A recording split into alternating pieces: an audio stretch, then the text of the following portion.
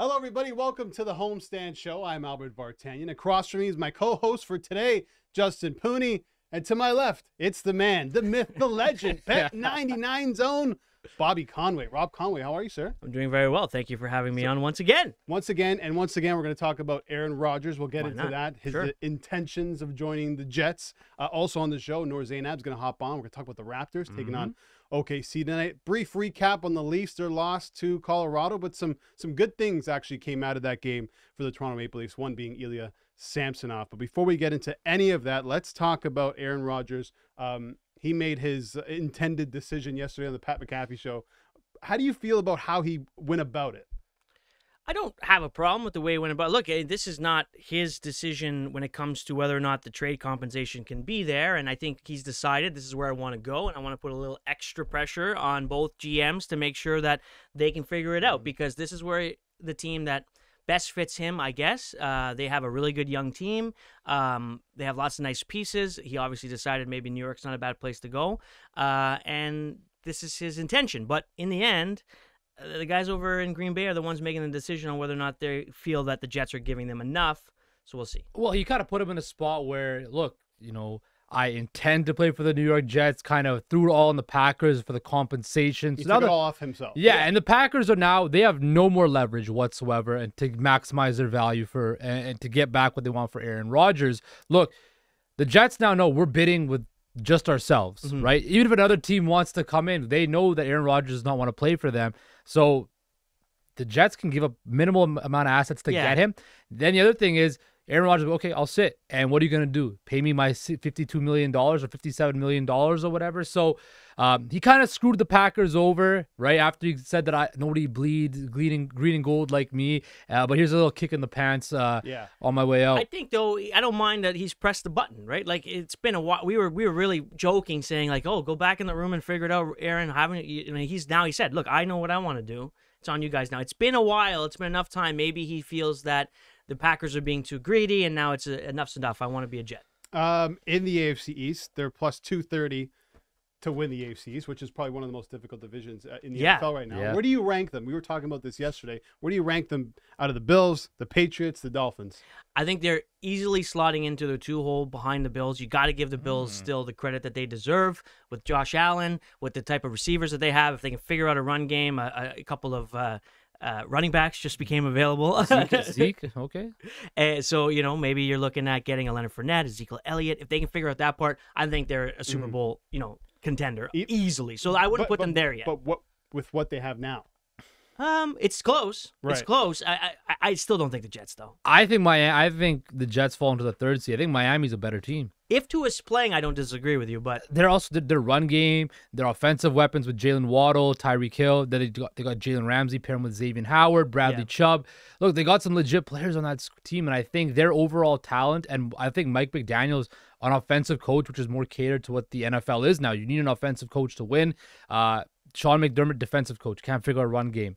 Robert Saleh, defensive coach. They fell apart at the end of last season. Mike McDaniel is a progressive offensive coach, and that's where the NFL is going. And I think that could be Miami's edge over everybody else. Yeah, it'll be interesting to see what happens with this wish list that Rodgers didn't, or maybe He did definitely come up did. He with. We're definitely not did. sure He yet. I'm not definitely sure did. yet. But I mean, if this is going to happen, you're going to have to assume some pieces are coming with Aaron Rodgers. if you're going to make a wish list, I feel like it would be a little bit high. Like, you make a wish list at Christmas. Maybe it isn't wasn't like, a direct wish list. Maybe it was, hey, Aaron, what do you think about this guy? What about this guy? What about that guy? Next thing you know, you got a list of players. Calculated, right? yeah. It's totally calculated. And why not? If you're Aaron Rodgers, I mean, in the NFL at quarterbacks, he probably has more pull over for sure. some other guys, right? Yeah, of course. He's a franchise-changing quarterback. We'll talk about him a lot. Some more news dropping in the NFL. Jamaal Williams It's all dog in this mud. reaches a 3-year, $12 million deal with the Saints. The deal includes $8 million fully guaranteed, and he's coming off a career year.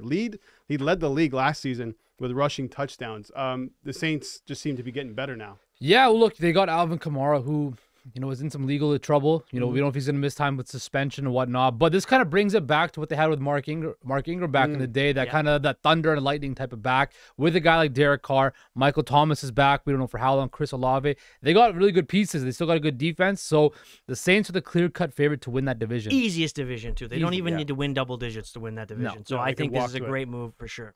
Sticking in the AFC East, actually, the Patriots signing Juju Smith-Schuster to a three-year, $33 million deal. The base value, 25.5, includes $16 million in guaranteed money, according to Tom Pelissero. I don't know what to make of this deal. I don't know what to make of Juju Smith-Schuster, to be honest. If I'm Juju Smith-Schuster, I would first of all send a thank you card to Patrick Mahomes. That would be the first thing I would do, because he's resurrected that career and got him, all that money. I don't know how much of it's, really guaranteed or whatever, but I'm sure he'll get most of it. And it's going to be interesting. He's not playing with Patrick Mahomes. Let's just say that. That's basically what Mac Jones now.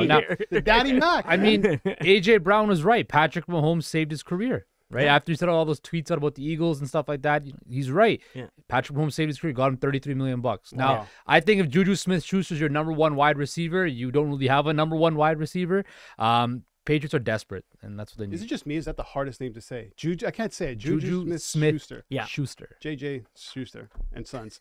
Darius Slay apparently isn't leaving Philadelphia after all. He was given permission to seek a trade, but he's going back. I thought he was going to get released, but again, Howie Roseman working wonders. Darius Slay and that culture they've built in Philadelphia is so infectious. You heard Brandon Graham, Fletcher Cox, Jason Kelsey's back now, Darius Slay, James Bradbury. We'll see. Philly has that culture now where players will take a little bit less to stay there to compete for a title. Best team in the NFC. It's not even close, right? I don't think so, and the memories of the Super Bowl should keep you in Philly. I know they didn't win, but still. What did Pacino say? Just when I thought I was out, they brought me back in. Darius Slay stays with the Eagles. Coming up, we're going to talk some Leafs and a big UFC card no one's really talking about. Massive. Usman, Edwards 2. We're going to talk about that, recap the Leafs, and later on in the show, Chris Johnson will also join us.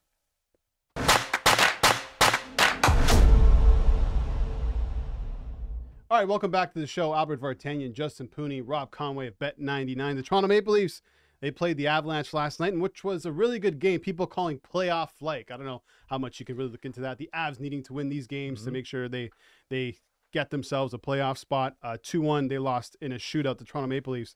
One thing that came out of this is a conversation that's going to go on from now until the beginning of the playoffs, and I feel like every time you come on, I asked you this question. Sure. But how about one more fill in the blank? The Leafs' number one is going to be? It's got to be Samsonov. It has to remain being Samsonov, because I know the allure of a couple of rings on your finger, but he's the best goaltender right now. Absolutely, 1,000%. We saw that last night. He had 28 saves last night. He kept them in the game. And I think Matt Murray, he's got the couple rings, but you've seen his inconsistent play of late. And I think with goaltending too, it's about confidence, and it's confidence with the guys in front of you. And I think the guys in front of him, the guys in front of the goalies, have more confidence in Samsonov. Yeah, that is key. And I think that right there is the biggest factor. And I know he's Kyle Dubas's guy, right? He's a Sioux Greyhound. He loves his Greyhounds like that, and he wants to play Matt Murray. But you got to go with what's going to help you win. And Samsonov's the best chance for them to win in the playoffs. If they go with Murray and it flames out, it's on Dubas's head.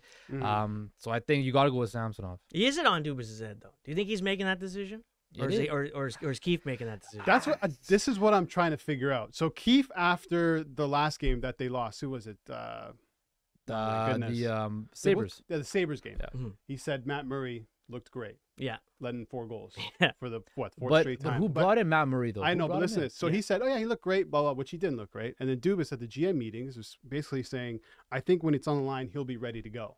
It feels like this Leafs organization, whether it's Keefe and Dubas or Shannon or whoever, is trying to force Murray into that position. But he's just not there. He's not that guy. He's not even close to being a number one. I'm not arguing with either. It baffles the mind. I have no problem with being positive with your team, with your players. You have to be. You're not going to say, well, we really don't know what's going to come out of Murray in game 1. No, they're going to say, yeah, we like him. He's looking good and all that stuff. But I understand there's some history there with not just personal history, but also with his success in the playoffs. But that was eons ago. You go ask a bunch of Senators fans if they think Matt Murray is going to be a good playoff goaltender, and I can tell you they're all going to say absolutely not. And Murray's played way better this year than he did as a Senator, but nonetheless, Samsonov's earned it. But he's also missed a bunch of time with injury as well. You don't know what his durability is. Well, what happens if he gets hurt in the playoffs? Then you got to throw back to Samsonov. I think you got to ride. I think they're going to go with the tandem regardless. But you can't go with the tandem in the playoffs, though. You can go short leash. You can go short leash. It does, but I just don't think it's conducive to winning. You got to have a guy that can be in there, that knows what's going on, that guys can trust, and guys know that, hey, I could take this extra pinch, I can make this extra move, I can be a little bit more aggressive because I know that guy back there will make the save when we need it. I think the team believes in Samsonov more than they do in Murray, but it's the coaching and the front office staff. Like you mentioned, they want Murray to be that guy. He's just not that guy, though. Yeah, I mean, there's got to be a point where current play outweighs experience, right? Absolutely. And I think that's what's going on right now. And if you look at the home splits alone for Ilya Samsonov, home record 17-2-2. So this is how I think this is going to play out. The first two games are going to be at home for the Leafs. Maybe. They're just 3 points up on Tampa Bay, by the way. They got to watch that. Yeah. But let's say the Leafs have home ice advantage. I think you give the first two to Samsonov. If he wins the first two, it's definitely his net. 1-1, now the conversation's going to start. Maybe we got to start Murray on the road. But this is what's going to happen. But doesn't that add the pressure, though, on this team? There's already such a huge amount of pressure. Like you said, split first game's 1-1, right? Then they switch goalies. Imagine the narrative that's going to be placed on this team. You have to think that these goalies have an understanding that they're going to be a tandem going into the playoffs. Yeah, the context of I think those two games are important. If you win one game 2-1 and lose the other one 2-1, I think you stick with Samsonov. How you win, how you lose. And I think what we've talked about before. I think what they're trying to figure out with Murray, what I would be doing if I was Dubas or Keefe, is how short of a leash can we have with Samsonov? How confident can we be that in game one, if it's 3-0 after the first period, boom, Murray, you're in, and we can run with you, right? Like obviously at 3-0, you might pull him anyway, but not only pull him, you're going to play game two as well. And I think that's what they're trying to figure out, as opposed to. I just don't see it. I'm with you. I just don't see how you can say, okay, you got game one, you got game two, you got game three, you got game four. It's just I've never. Yeah. It could just be, hey, Samsonov, it's yours until you lose it. But I mean, that's a whole different pressure on its own. You're already going into the playoffs as a Leafs goaltender. That's a whole nother galaxy of pressure. Now throwing the fact it might not be your net if you lose. Yeah. I mean, I don't blame Kyle Dubas and Sheldon Keefe if they want to make a decision, because their jobs are on the line here. They can do what they feel is best, but if it's me, it's Samsonov. Yeah. I want to talk about this home ice advantage, potential home ice advantage. Tampa just behind them with 3 points. Tampa's road record, 16-16-1, compared to Tampa's home record, which is 24-6-5. For the Leafs, I mean, I know there's priorities in trying to fit guys in, going with 11 forward, 7D. That's really important. But when does making sure the Leafs get home ice advantage take top priority? Everybody's rolling nicely. Everyone's healthy. It takes top priority. If there's any reason you need to have Austin Matthews has got a little bit of a ding somewhere or something, not important. Most important is to be ready for game one, regardless whether it's in Tampa Bay, Toronto, or in Mars. But if it's going to be in Toronto, it's definitely favorable, especially when you look at the splits for Samsonov and for Tampa. I mean, they lost Game 7 at home last year to Tampa. I think home ice means something for younger teams, but a team like this, they're a veteran team that's been through these first-round wars. And maybe starting on the road puts a little bit of underdog mentality on them. If you go to Tampa Bay and you lose 2 games in a row, not bad games. Okay, they're coming back. Nothing's lost. They lose game 1 in Toronto. It is the world's gonna fall. The world's gonna crumble. Disaster. And if they split it, it's fine. But then if you split it and go back to Tampa Bay and it's 3-1 coming up, again, a complete disaster. So I actually think Tampa Bay might be the best way to go. I think for goalie confidence-wise, they need to get that home ice advantage agree with that, based though. on Samsonov. If you're going to start Samsonov, get him at home where he's comfortable. Yes. I just think that you start at home, the amount of pressure that's already just there's more pressure, and the one slip up, and like you mentioned, the world's falling, the sky's falling. The sky's always and this fall. team has not shown the ability to bounce back from adversity yet. And again, maybe starting on the road is best because they get that underdog mentality, that chip on their shoulder. Walk into that building game 1, the goal Leafs go chants are going, the music, the introductions. It's a lot. So maybe you're right. Maybe it is a good idea to be relaxed in Tampa. Yeah, could be. Next game coming up on Friday against the Carolina Hurricanes. Back-to-back, actually.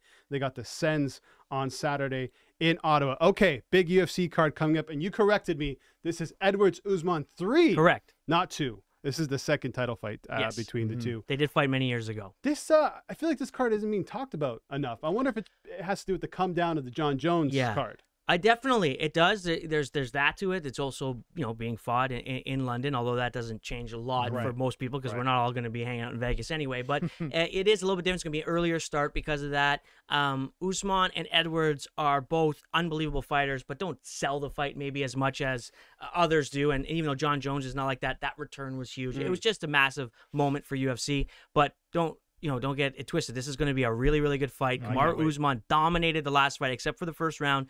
And, pound for pound, headshot dead. One of the greatest post-fight comments of all time. And it was true, and it was exciting, and I'm glad I stayed up to watch it because after the fourth round, I was like, man, why did I bother with this? This is over. And it was one of the coolest comebacks in UFC history. Exactly. I'm very excited because you said UFC 278, Usman had it in the bag. Yeah. I remember had some money riding. What was he doing? What was I have no doing? idea what was. He had to just play it safe that last round, and he had it in the bag.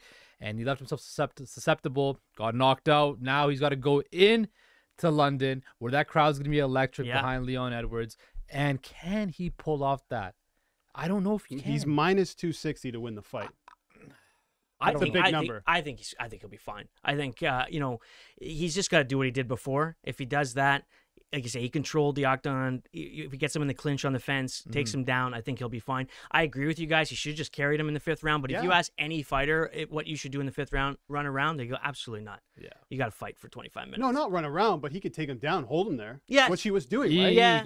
But he can only do so much. He didn't think he would. It was a nice feint and a leg kick. Like, I mean, it was what. Oh, no, it was beautiful. Yeah, but Usman's kind of been classified as a boring fighter, quote-unquote boring fighter to the casual fan. But they want to see action. They want to see guys get kicked in the head and knocked out. Usman's not that guy. No. And I remember going into that fifth round, the crowd was on Usman. They were booing. They were on the fight. Like, come on, let's see some action. And I think he kind of he bought into that, and boom, he got knocked out. You only need he's got to play that boring fight card of the strategic fight card if he wants to win. I don't find that boring though. No, I love watching fights, but take him down. It's a chess match, right? It's a chess match. Yeah. And quickly, Justin Gaethje also on this card. That's gonna be an unbelievable fight. You have 8 knockouts for Fiziev and 19 knockouts for Gaethje. They're just gonna stand in the pocket all day and kill each other. And if you want an entertaining fight, watch that one and then watch Usman be boring. Just looking it up, the last 10 fights, 10 performance bonuses for Justin Gaethje. All right, coming up next, we have Chris Johnson.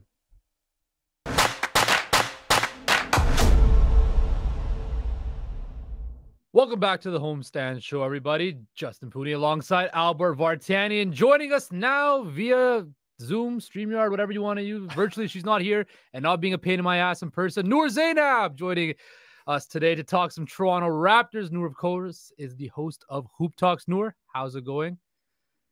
It's not bad, but I just wish I had been told that you were the one hosting this segment earlier. I would have been a different outcome. You might see Jelani here instead of me, but it's all good. I'm a professional. I'm a pro. Well, you know what the Raptors finally did? They played professional game of basketball and won. They actually professionally closed out a fourth quarter against the Denver Nuggets the other night, breaking that their losing streak, Now they face off against the streaking Oklahoma City Thunder, winners of 6 of their last 7. Noor, big game, of course, again. What is the biggest key to this Raptors win, in your personal opinion? Can the Raptors stop them? Where is the defense going to be? I think the defense for the Raptors the entire year has been questionable at best. We see splashes of it happening in the game. We'll see a bit of intensity happening on both ends of the floor for about 2 minutes. And then the rest of it, you're like, oh, it's that team again that doesn't produce anything on the court. So we'll see how the Raptors can stop OKC because they're third in the league when it comes to offense. They have a lot of great guys that can get their shots up. And Shai Gilgeous-Alexander, our very own Canadian. He's averaging 31 points on the season so far right now. And if he's not scoring, he can also dish it out because he's at 5.6 times on the season. And they also have Lou Dort, who's their second consistent performer, coming in at 14 points. Giddey, 16 points. Trey Mann, 8 points. Jalen Williams, 14 points. So there's a bunch of guys on that team that, although they're young, they're fast and they can shoot. So can the Raptors at least duplicate the shooting and primarily defend? The Raptors obviously put in a really good performance against Denver. I would say back-to-back performances against Denver. The first game obviously in Denver didn't go their way. Make of that what you will. But one of the biggest issues with this Raptors team, we've been talking about it for so long, I know you have as well, is consistency. Can this group of players, are they good enough to put together consistent ball from now until the end of the season? It depends on the level of play they want to have, because we know they're capable. We know these guys are all capable. They're able to have big nights. We saw recently there were two guys having 30+ points in the same game, in Scotty Barnes and OG Anunoby. That again hasn't happened since last season, April 2022. So there's obviously things that they can do. Fred VanVleet the other night, 36 points. They had the first quarter ended up being 49 points. Franchise record just scoring in what you can do offensively. So these guys have what it takes, but it's just, where's the urgency going to be? And if the if the offense is lacking and you're not able to have those guys that can contribute come through, then this is up to the coach to make sure that those plays and those facilitations are drawn up and made sure that they can be executed, because now you have guys on the roster that can also pass the ball around. Fred VanVleet obviously is your primary ball handler, but you also have Scotty Barnes, who understands where to be at the right time and can dish out the perfect pass. And then Jakob Poeltl now in the paint. That was a low-key, one of the best acquisitions that the GM has made this past year. And having him come on and be in the paint, not just towering over and protecting the rim, but he can make those passes that nobody else can see coming. And having a bunch of guys that may not know and may not have the IQ to make the right pass, but we have a coach who understands that we can draw up a play. So it's time to draw up some offensive plays. So you're talking about offense. You mentioned Jakob Poeltl, of course, a big prominent figure on the defensive side of the ball. But also, you talk Raptors, you talk defense, you got to talk about OG Anunoby. And yesterday, Nick Nurse had some very interesting comments about OG and his defensive game. I'm not sure who's as versatile, period, right? And who's as effective on any, even the winning teams, right? So he's certainly an all-defensive team player, in my mind, for sure, if not the winner of the award.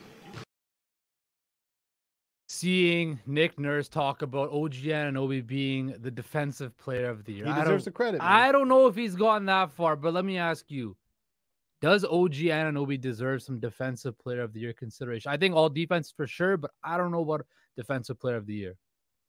I think this year, if his primary job is to go out there and defend, OG can easily be that guy. He can be DPOY not just the year, but the year after. We can see him go back to back, a reigning defensive icon, if you will. But the problem is OG kind of has to some nights come through offensively. And those nights, he's not able to contribute as well defensively. The other night against the Nuggets, it's falling on everyone on the court to help OG be that guy defensively, because if they're lacking in shooting, OG has to make it up. If Siakam's not able to get those shots up, OG has to come in offensively. That's why we saw him have 24 points the other night. But the nights that he's able to defend, he's holding the best players on the other team to limited points. If anything, their season lowest when it comes to it. DeMar DeRozan last month only had 3 points against OG. Bradley Beal shot 2 for 12. Jokic the first time had 2 points. Kawhi had 9 points. Anthony Davis had 4 points. But the night that OG had to go off offensively, which was against the Nuggets win, Jokic, when he was guarded by OG, went 8 of 9 at the field. So that's telling you, when OG's primary job is to go out there and defend, he can do that job very, very, very well. But it's up to his teammates to make sure that they can help him make defense's only job when he's on the court. Who would you say is the most important player on the Toronto Raptors right now? Just gonna throw that question at me right then and there, right? Jesus Christ. I have my own answer. I know her answer. I know her Okay, answer. go ahead, Noor. I don't know. I think there's a bunch of guys, but honestly, primarily, it's going to come down to Pascal Siakam. And the reason for that is when he's winning, the team's winning. We see Fred VanVleet have amazing games. Even the other night, 36 points. He does fantastic. And yes, they won that game. But sometimes when Freddie has an amazing game, that doesn't always translate to winning. But we saw at the beginning of the season when Pascal was having his, top 15 kind of moments in the first couple months, and the Raptors were kind of skyrocketing again in the Eastern Conference, those points ended up translating to wins for the Toronto Raptors. And that's why he's your most important guy. That's why he's getting paid those big bucks. That's why he wants the Supermax. And that's why he's the most important guy. And the pressure is all on him to do something right now and into the offseason. Well, if Pascal's so Was important. that the right answer, Justin? Is that what you thought? See, I thought you were gonna say OG because I thought you're like the biggest OG stan here, but you No, surprised me. hey, listen. You surprised me. I thought you were gonna say OG or something like that. But See, unlike most people, I can have a favorite, but I can also think logically. So okay, well, let's stick on your most important Raptor, Pascal Siakam. Not looking so good of late. You know, back-to-back games with 12 points. Been struggling lately. Is it time to be concerned as a Raptors fan about Pascal's play and, you know, what's going on with him? I don't know if it's definitely worrisome because you're not able to see the Pascal Siakam that he can be. And ever since after, I think, the All-Star break, it hasn't really been the guy that we've seen him be. And usually he's averaging 24 points on the season, this entire season. But the past couple of games, I think he's been at like 15, 16 points. And it's not good enough when we're also relying on a sixth guy coming off the bench and Gary Trent Jr. to give us something. And I know Pascal can turn it around. He's had these slumps before where he's inconsistent. He's not giving his best offensively. He's also not playing well defensively. He's letting his guys just blow past him. He ends up being a defensive liability, if anything. But in those moments when he turns it around, you know he's capable of being that guy. So I gotta wonder if this is something happening off court, or maybe it's still the adjustment period with having Pirtle happening in the rim, and kind of working around that, because the paint used to be dominated by Pascal and Scotty, and now you have one guy in there constantly. So maybe that's something that might take some adjustments, but I don't think it's worrisome in terms of what he can produce on the court. I think he will still be that guy, but it's just, I wonder what's happening outside the court that's relating to it. Yeah, and he talked about that after the last game, just saying it's just not going well for him right now. And he was still in good spirits, which is good to see. He's not getting down on himself. But Noor, you have, Fred coming off a really big game, dropping 36 points. OG was good again offensively, 15 threes in his past 4 games. So do you think with Pascal slumping, now you have 2 guys in Fred and OG who are thriving in this offense, does that earn Pascal a little bit more time to try and figure out his game? I think it obviously helps having guys around you, having role players, having also all-stars and Fred VanVleet that can help you offensively when you're struggling. But the problem is, as I said before, when you're struggling as a team, you're playing as a team. You have guys around you and you have roles within those positions. And when Siakam is struggling, that means now OG has to shift his focus from working on defense, now working offensively. And that might hurt you in the long run, because the guy that you want to guard on, the best guy on the other team might actually win the game for his team at that point, because your best defender is now having to do the other job where now he has to score offensively. And OG has said this before. He was actually in the press conference a couple of days ago, and he said when he's on the court and he's scoring big points, his first instinct isn't to get on the court and to score. He doesn't think about how many points he will have that game. He thinks about, how can I limit the other team from scoring? How can I make it disruptive for them? How can I close out lanes? How can I steal? How can I have just, running around hands? So when his primary outlook is this way, we want to make sure that we're all helping together. So obviously it helps having guys that can shoot and guys that can be put in spots where they're versatile. But overall, if you want to make it together far as a team, it's up to you to make sure that you pull your end of the bargain. Absolutely. Now, Raptors do take on OKC tonight. Who's got it? Quickly, I need your pick. Last time these teams met in November in Oklahoma, OKC beat them at 20 points. It was 133, I believe, 122. The Raptors did not defend, and OKC went off offensively. I'm going to give the Raptors a bit of an edge tonight after going against the Nuggets. Granted, Nuggets did not defend. They didn't do anything on the defensive end of the court. But I think just based off the momentum, the team's healthy. Hopefully we see a big game from Siakam. And we know OKC is not the best team defensively, but they can definitely get those shots up. So let's hope the Raptors can do something, or urgency-wise defensively. So I'm going to go with the Raptors. I think they can take this one. Well, there you have it. Noor's going with the Raptors. No shocker there. Thanks, Noor. We'll talk to you soon. And we'll be right back with some Leafs talk with Chris Johnston.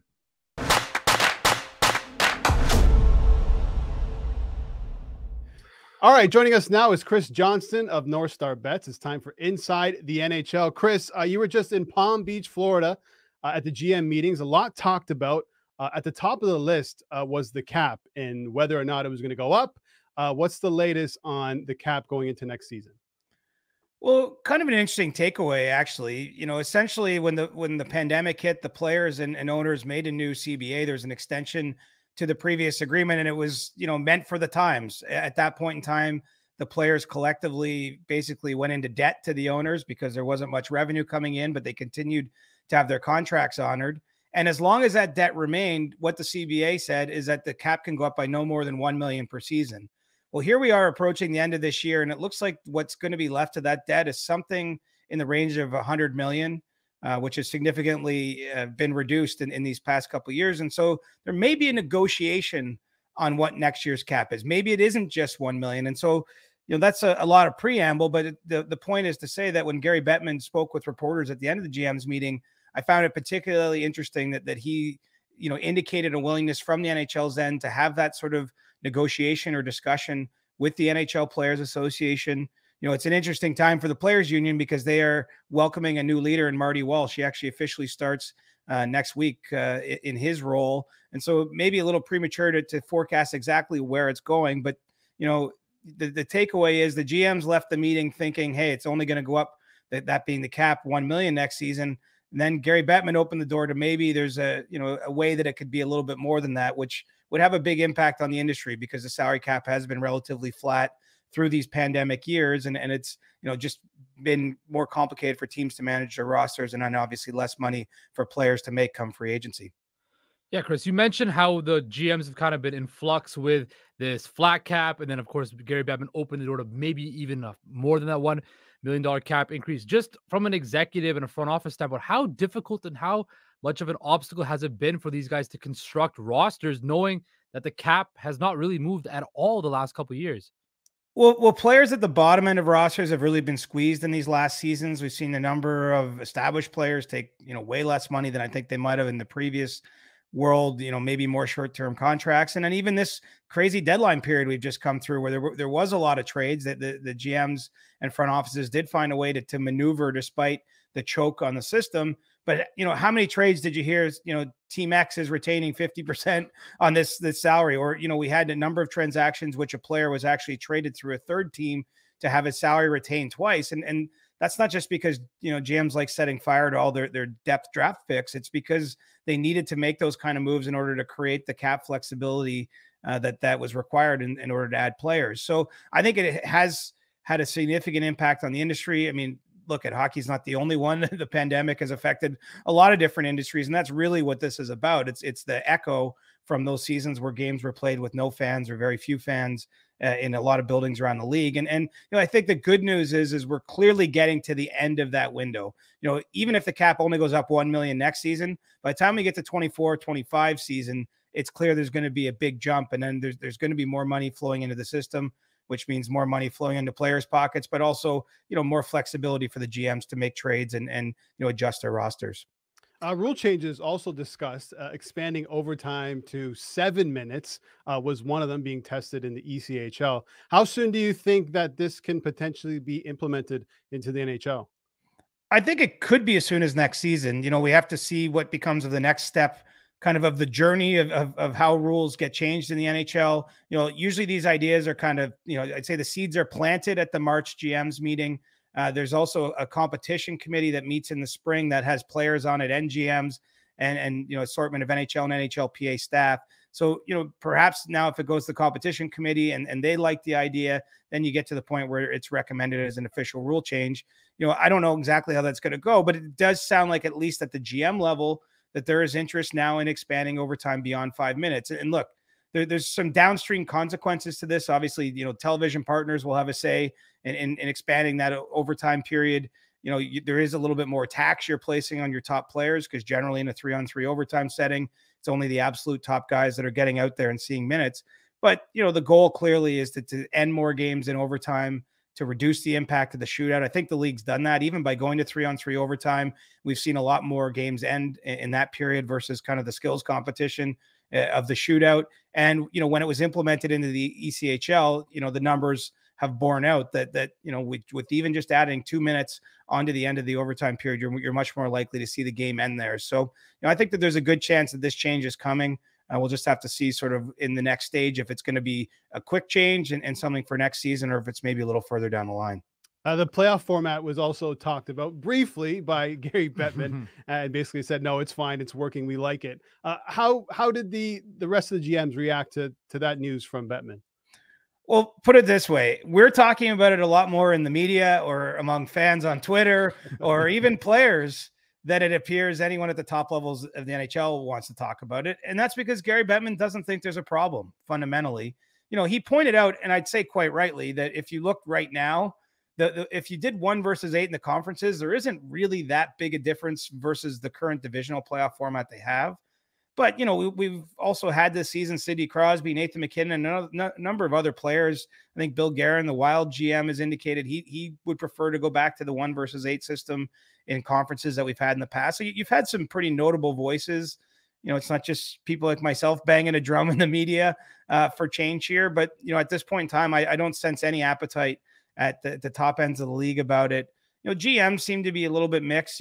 Certainly some of them don't seem to mind it too much. The current format don't see the need for change. But we're going to keep talking about it, and perhaps at some point, especially if I think if impactful players continue to have an opinion on this and voice it, I do think that there's a chance we see some change down the line. But it's not happening anytime soon. I didn't get the sense it was a big topic at all actually at the GM's meeting.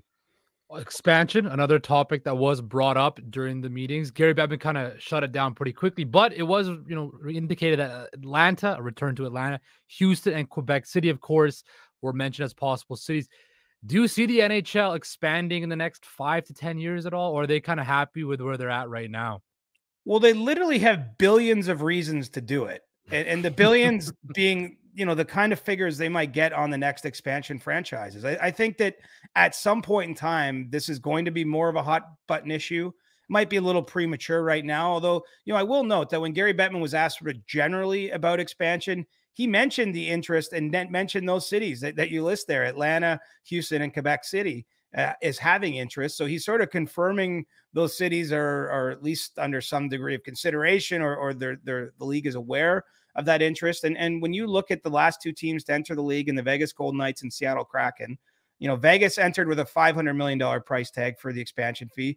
Seattle, it went to $650 million. I would imagine whenever the next teams, when the league gets to expanding again, the price is going to be significantly higher. And that money gets divided entirely among owners. It's not shared with the players in what's called hockey-related revenue. So, I think that at some point in time, this is going to become a more pressing issue, and the league will be compelled to, just because of the financial ramifications of that decision. I just came away, right now thinking that it's not, maybe a little early for us to be talking about teams 33 and 34 joining this league. CJ, I'm going to put you in Gary Bettman's shoes. If you're a commissioner, I'm going to give you one season, give you a full season. In terms of your priority list, what's number 1? When it comes to expansion, or just as a general idea? As a commissioner in general. Well, here's where Gary Bettman and I are different. I would change the playoff format. I personally think that this current format has some obvious problems in it. I think we're seeing top teams every year have to play each other sooner in the playoffs than they would.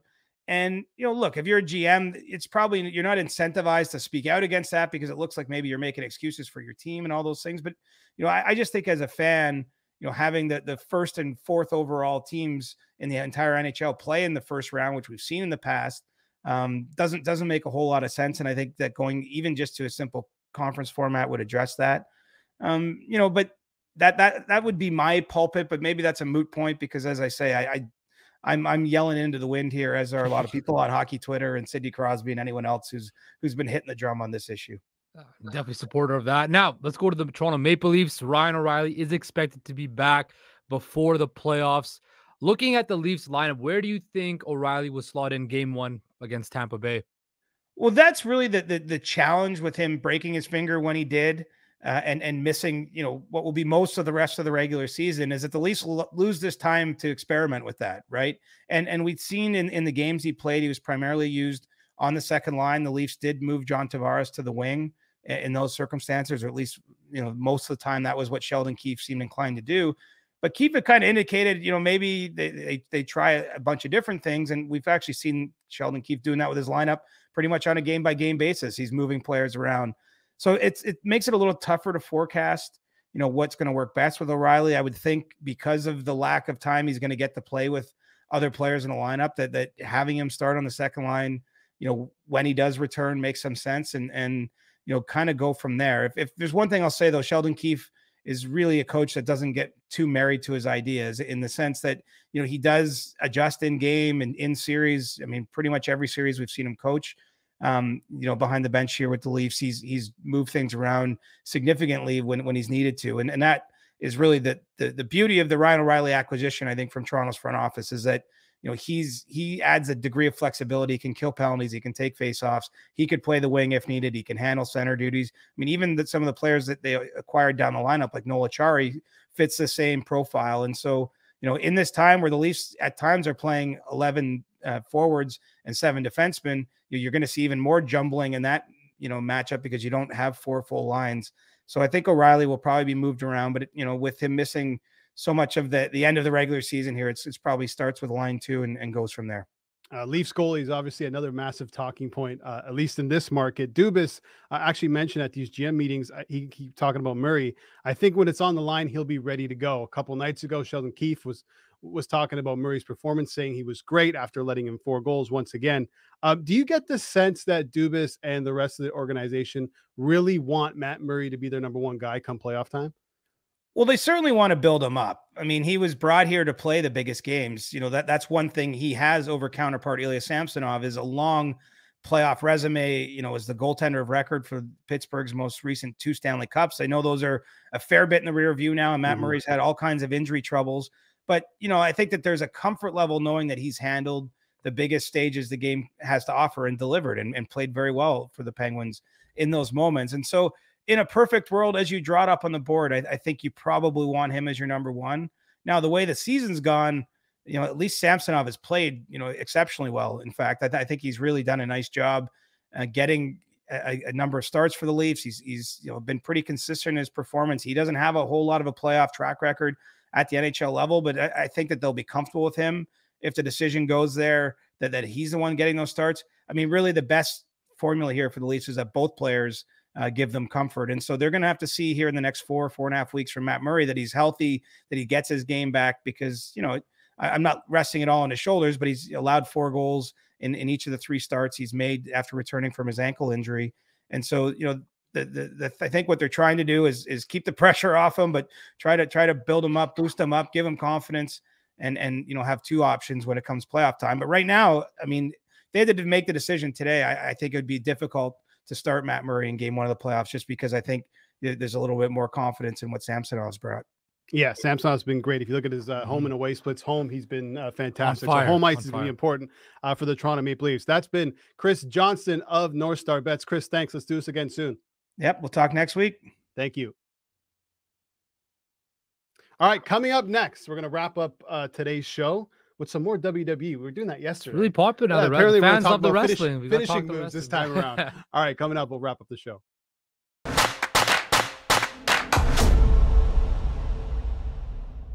All right, welcome back to the Homestand Show, and we've reached the end of the show. How about a little bit more there, buddy? The banter zone, Albert. No, you're like the end of the show. The end of the show. The end of the show. Let me give a big thank you to Bobby Conway, Robert Conway, coming on from Bet99. Noor Zainab, of course, was fantastic from Homestand. Chris Johnston from NorthStar Bets as well. Okay, so yesterday during this segment, we talked about Mount Rushmore. We got some heat from our producer, Sean. We'll talk to him soon. It's 316 day. Give me a hell yeah, bro. Hell yeah. So 316 day, producer Stevie decided to put together a board of top 5 finishing moves. WWE top 5 finishing moves. I haven't looked at this yet. So Sean, can you pull it up? I'm curious. Oh, here we go. Okay, Stunner, I'll go. Yeah. Tombstone, RKO, Randy Orton, Sweet Chin Music, Shawn Michaels, and the Pedigree. Not bad. Not bad. What? Okay, what do you got? Here we go. Yesterday you were talking about Edge should be on Mount Rushmore. He should be. I'm assuming you mean the spear should be on there. I do love a good spear. I definitely do. I'm going like, where's the people's elbow at? That's a Fugazi finisher. What are you talking about? It's the most most electrifying move in sports entertainment. Oh, come on, it's not doing anything to anybody. I'm going like perfect plex, sharpshooter. Do you know why the sharpshooter is called the sharpshooter? Why? Because Bret Hart's the Hitman. Did you ever put those two together? Oh. I just blew your mind. You see what I'm Wow. talking about? This is why you stay tuned to this Shout out segment. to the also. All right, hold the on. F5. The F5 is nice. I already hear this guy's going bananas in my ear. Producer Sean, how do you feel about Stevie Z's list there? I wasn't doing anything. I was just minding my own business. You know, I had a problem with your list yesterday. That's fine. Today's list is fantastic. I would probably take out Sweet Chin Music if I were to complain about it at all. Okay, but what goes in then? Yeah. For me, I like Justin's shout of the F5. I think like just the strength and like when he came in and he did it to Spike Dudley the first time you ever saw it, he just like ragdolled him. He's done it to the Big Show a bunch. How about even the like Awesome Bomb? Sure. Awesome. Sledgehammer?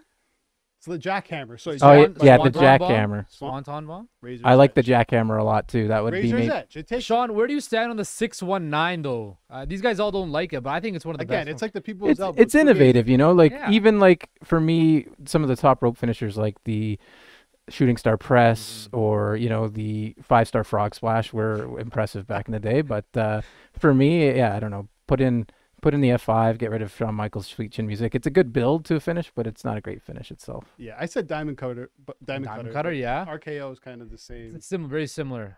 Yeah. We'll see. 15 seconds to go. Razor's Edge should be #1 on that list. That's all I got to say about that. Everybody loves the bad guy. Me and my buddy Justin Puni will be back on the air tomorrow for the Homestand show to wrap up this week.